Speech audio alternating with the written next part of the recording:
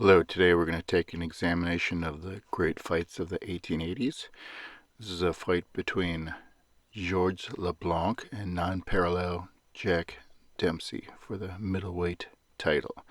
This took place March 14th, 1886. Georges Leblanc was 30 years old. Jack Dempsey was 24 years old. This is the middleweight Jack Dempsey, and his record was 28-0. This fight took place on a barge off of Long Island to avoid the presence of the police stopping the fight or other elements, as you'll see in the headline here. 13 savage rounds. Dempsey whips the Marine after a desperate contest. Only gentlemen present. Both the officers of the law and the tough element eluded the prize fight that took place in the presence of less than 50 men, who paid ticket prices of $75 each. New York, March 14th, 1886. The much talked about fight between Jack Dempsey, the Williamsburg middleweight, and Georges Leblanc of Boston, better known as the Marine, which has been the most exciting topic out of sporting circles for the past week, came off this morning near Rye. 13 desperate rounds were bitterly contested. A better and more manful fought conflict was never witnessed on this side or other side of the Atlantic Ocean.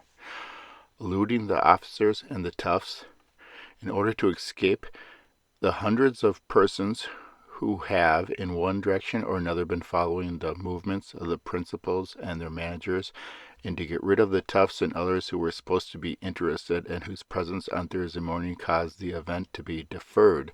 The men and their friends had, within the preceding 24 hours, quietly dissipated in different directions. At a given hour, assembled on a board at tugboat off Long Island side of the East River, which steamed up to a landing place a mile and a half from Rye. To avoid publicity and danger, both Dempsey and Leblanc were quietly taken to the summer residence of a well-known New Yorker, where they went to bed and rested until daylight for the fight. Now we're going to take a look at the rounds here. Details of the battle. Round 1. After the handshake, the men quickly squared off. Both were cool and determined, Dempsey standing remarkably high above his adversary, who was compact, little, and resolutely bent on being the aggressor.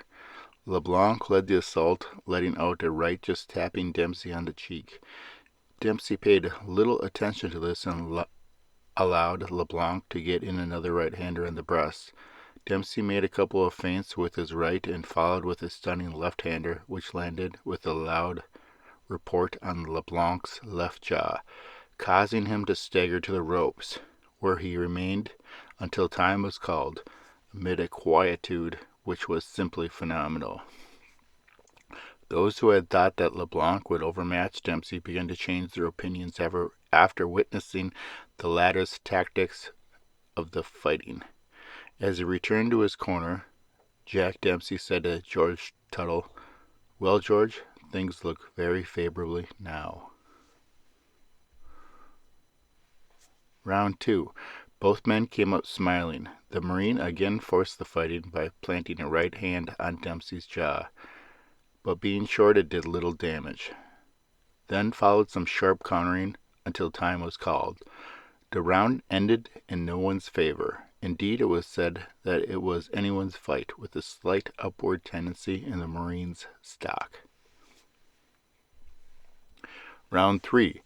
The Marine was once more the aggressor, letting out the right on Dempsey's breast. The latter broke ground and resolved to change his tactics. He became very shifty and began to play for the Marine's eyes in the hopes of blinding him. In the course of this round, Dempsey proved himself a marvelous boxer, a great tactician, and a thoroughly game fellow. The Marine dropped his head in an attempt to deliver his right on Dempsey's jugular, but was short and caught a severe uppercut to the face in return, which drew the claret from his nose, and the first blood was claimed and allowed for Dempsey. Round 4. For 2 minutes, the fighting was little more than scientific countering. LeBlanc forced the fighting and tried hard to do his man up. He hit Dempsey several times on the body.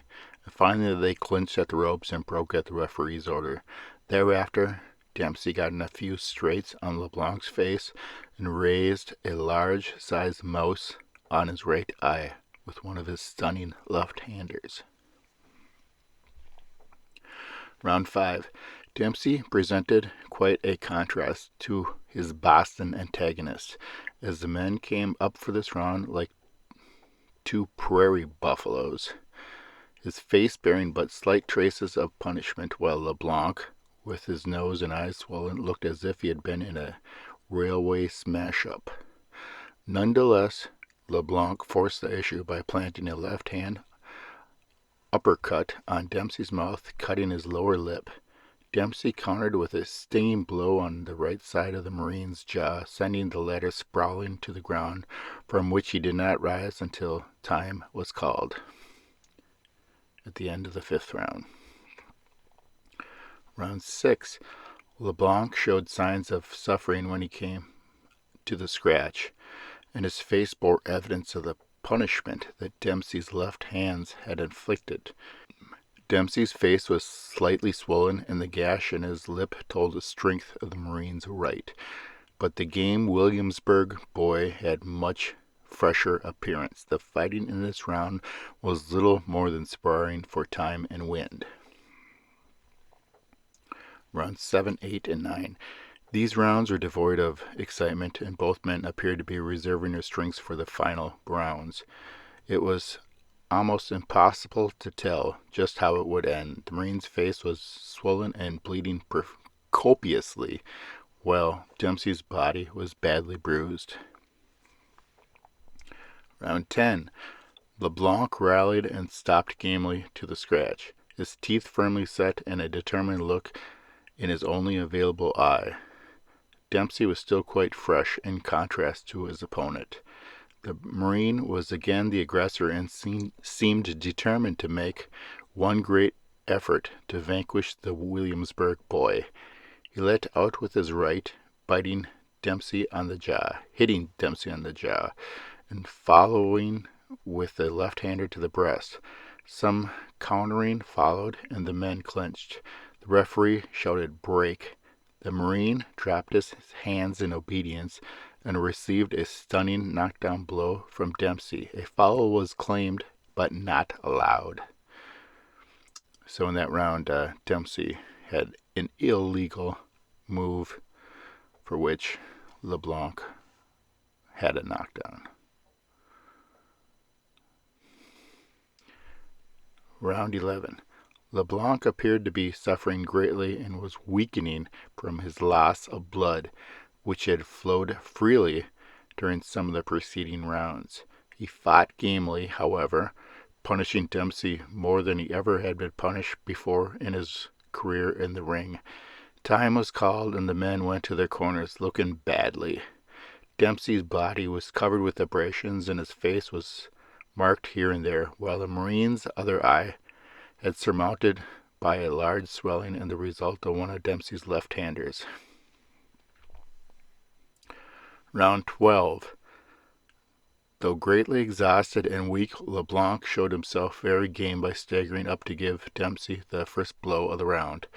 But a light blow from the latter almost knocked him down. In fact, it would have fallen had not Dempsey caught him and set him on his feet. LeBlanc returned the compliment with a feeble right-hander which caused Dempsey to smile. Round 13. LeBlanc was hardly able to stand as he towed to the scratch, but he was game to the last, and though both eyes were now closed and his face badly swollen, he struck out at Dempsey's face and gave him a couple of smart taps on the jaw before Dempsey got in another one of his invincible left-hander undercuts, with which he ended the most memorable fight of recent years, knocking LeBlanc almost senseless to the ground, from which he was barely able to rise when time was called. He did get up, however, and hurled himself gamely at Dempsey, but fell powerless in the latter's arms and was assisted mercifully by the plucky New Yorker to his chair in the corner. He was a beaten man, and his seconds, unable to rally their man for another round, threw in the sponge. Then the referee announced Jack Dempsey the victor. The Spectres received the verdict in silence. The time was 59 minutes. A pluckier and fairer fight was never witnessed in this country, and two gamer men never faced each other in a 24-foot ring. The Marine sat on his chair, bleeding, battered, and bruised, and when asked if he was hurt, he faintly said, "I am badly hurt," but it was a square deal. Dempsey was asked how he felt and if he was hurt. He replied, "Well, I won, but I can tell you I was hit hard." A subscription of a liberal character who had taken up for the loser. 5 minutes after the fight was over, the principals and spectators had disappeared and dissipated. LeBlanc was taken away in a carriage, and it was said that he went back to Boston.